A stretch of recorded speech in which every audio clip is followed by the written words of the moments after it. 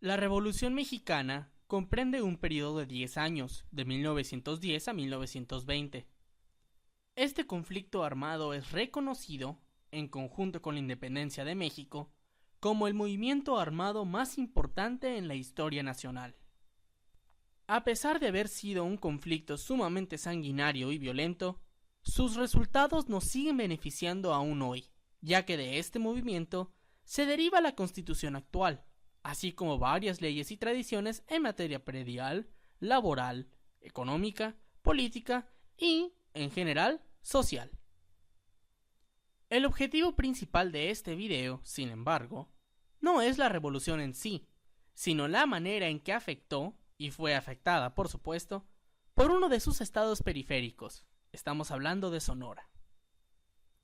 Varios mitos rodean este estado cuando se habla de la revolución, y se pretende que sean desmentidos. Por ejemplo, es creído por varios que Sonora pretendía aprovechar el conflicto armado que se estaba desarrollando para independizarse.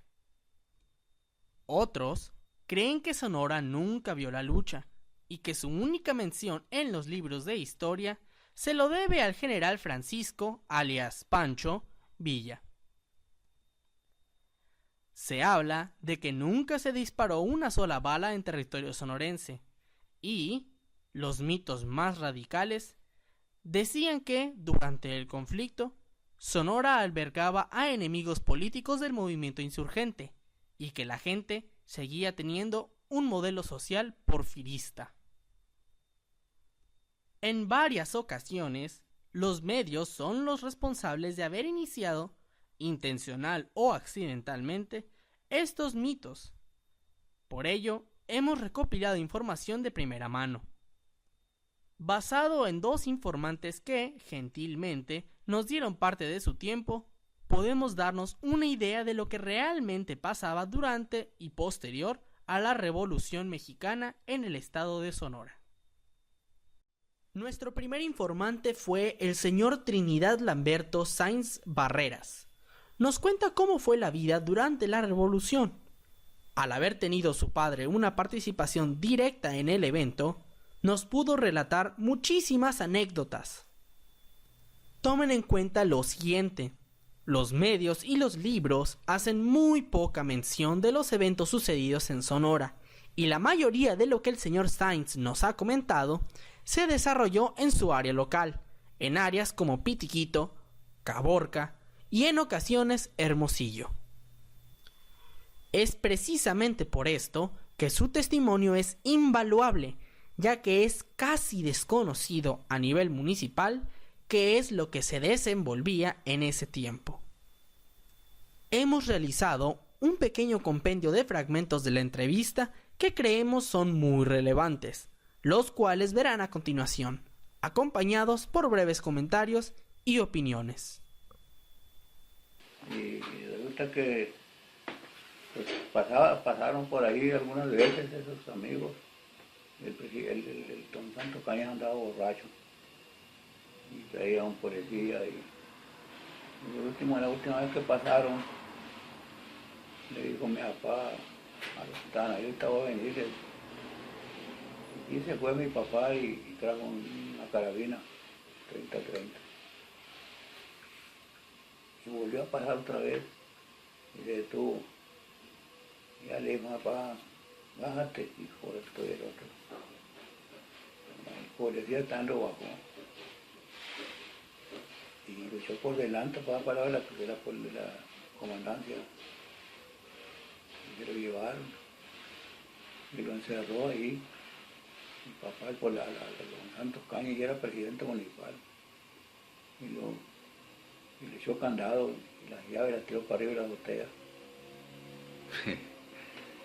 y ahí durmió el amigo ese, pero quisieron llevar a Hermosillo, a él y a los otros. Pero en Nogales había un coronel que se cuidaba, que era de Pitiquito, se cuidaba Velasco. Era amigo de ellos y él intervinió y me dio y no se lo llevaban, sino que al tarro llevaban, creo que unos 2 o 3 días al tarro, a la cabecera. ¿Tuvo algún efecto en la educación, la revolución aquí en Sonora? Pues sí, porque obligaron a la gente los que fueran a la escuela, todo el mundo, que no se quedaran. Bueno, con el tiempo de Porfirio Díaz estudiaban, unos tenían dinero. Ya no como ahora que puedes ir a Hermosillo, y ahora en ese tiempo no había nada de eso. Se hicieron muchas escuelas ya de educación alta, ¿no? como universidades, pues. Se hicieron en esos años. Como en Hermosillo, pues hicieron la Universidad de Sonora y había colegios ahí, pero ahí iban por los que tenían feria. La gente pobre no podía estudiar porque no tenía por qué.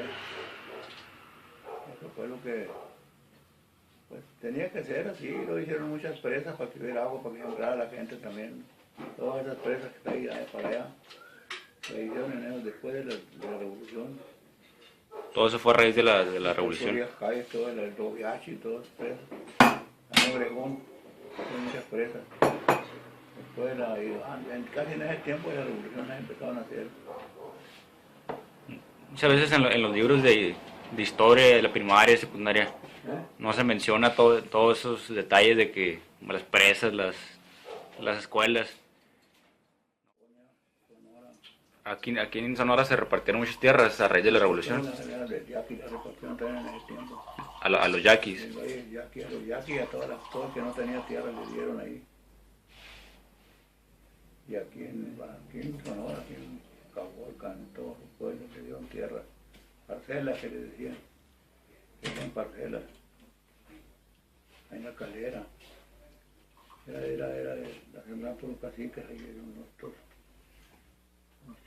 tales estos, los Morenó y unos Aguilares que había aquí, eran los caciques que había. Se las quitaron y las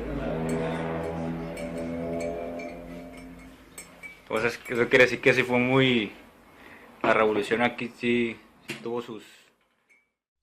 Como pudimos ver en la entrevista anterior, la participación de Sonora en la revolución no fue tan rezagada como se creía anteriormente.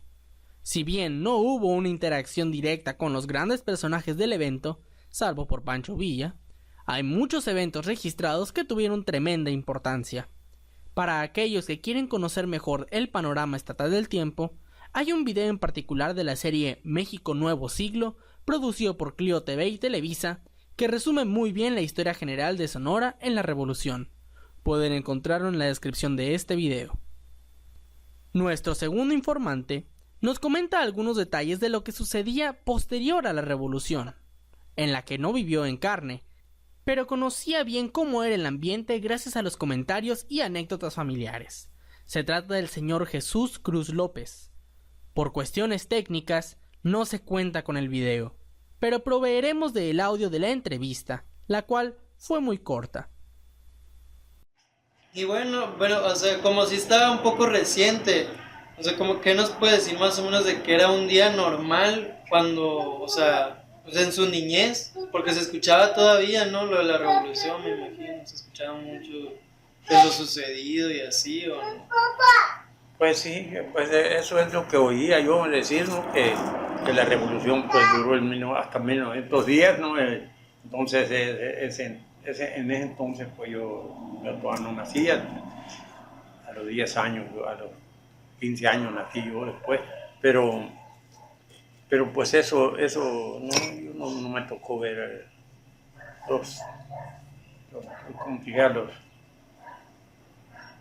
lo que me tocó ver a mí fue los yaquis que andaban, cuando andaban, por ejemplo, que